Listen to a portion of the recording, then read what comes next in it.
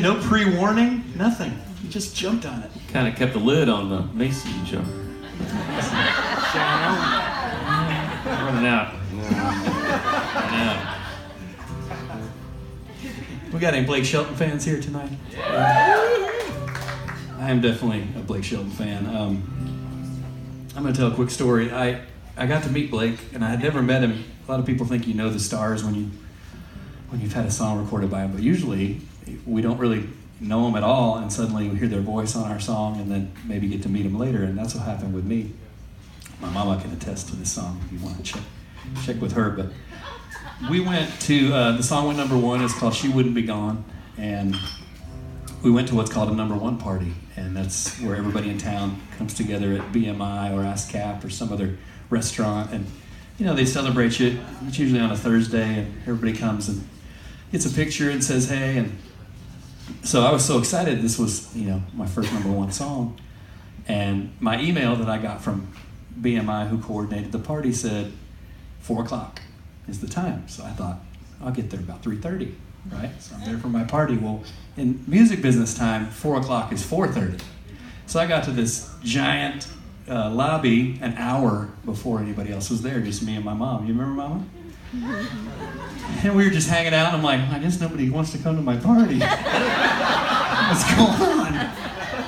And anyway, luckily, Blake got there early too, because they do pressers and pre-interviews with magazines and all this stuff, and he had a publicist and a manager with him, and so it was literally just me, my mother, Blake Shelton, and his couple people in this giant lobby, and he goes, "Hey there!" across this giant echoing room, and he goes, "Ain't you Cory Batten, the writer of this song we're celebrating today?" And I don't know how he knew what I looked like. I think he was MySpacing me at that time. You know what I mean? What do they call that? Back then, yes. Catfishing me or something? I don't know what that's called. But I said, "Yes, sir. Great to meet you. Thank you." And I'm a little bit nervous. He's been on the radio and on TV, and I'm shaking his hand. And he's just staring me down, all beady-eyed. He hasn't said a word for about 20 seconds.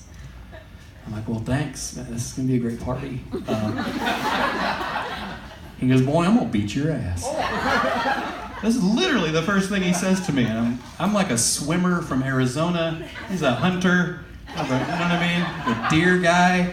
And anyway, he goes, "Man, I had to get up last week on Tuesday morning at 4 a.m. We flew to New York, and I had to sing this on the Today Show at 6 a.m. And you put so many damn words in there, I couldn't remember them all."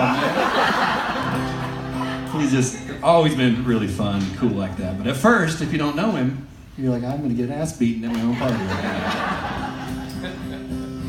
It's okay if you get an ass beaten, but not at your own party. No, at least wait till afterwards. So he's right. There's tons of words. I'm getting up there in age, so if you know it, sing along with me. Here we go.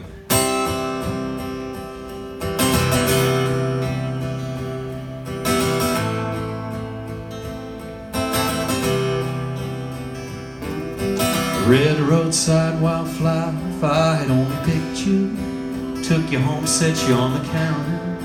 Oh, at least a time or two, maybe just a time or two. Sunset slowly dipping down in the rear view. Oh, how she loved to sit and watch you. I could have done that a whole lot more if I hadn't been so stubborn, been so selfish. Thought about her more, thought about me less. Joked to make her laugh, held her when she cried, a little more of that. Maybe I would be driving like hell, flying like crazy down the highway, calling everyone we know, stopping any place she might be, going any place she might go, beating on the dash, screaming out her name at the windshield, tears soaking up my face. If I'd have loved her this much all along, well, maybe she would be gone.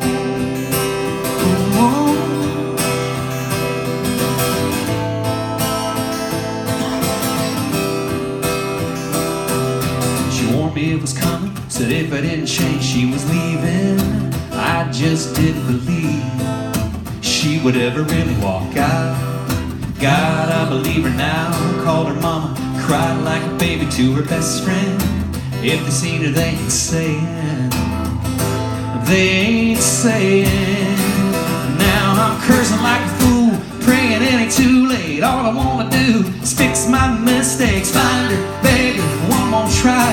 Until then, dang it, I'll be driving like hell, flying like crazy down the highway, calling everyone we know, stopping any place she might be, going any place she might go, beating on the dash, screaming out her name at the windshield, tears soaking up my face. If I'd have loved her this much all along, well maybe, yeah, maybe she would be gone.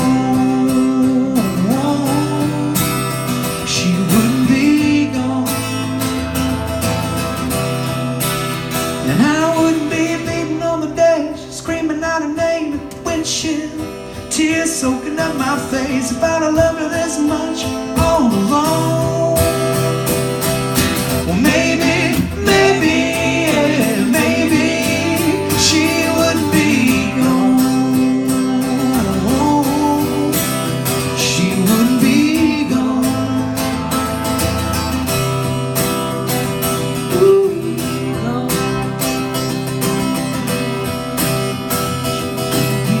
Now originally, there was a last line to this song that they cut out on the record. Would you guys like to hear the original version before they changed it? You tell me after this song why they took this out. I don't get it. Maybe, yeah, maybe she would have wore a thong. She would have wore a thong.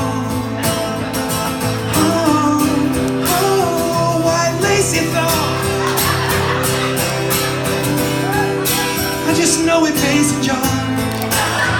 Where does it go? Where does it go?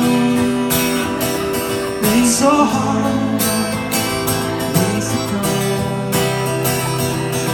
A red roadside wildflower. If I had only picked you, took you home, set you on the counter. Oh, at least a time or two. Maybe she'd have thought it through.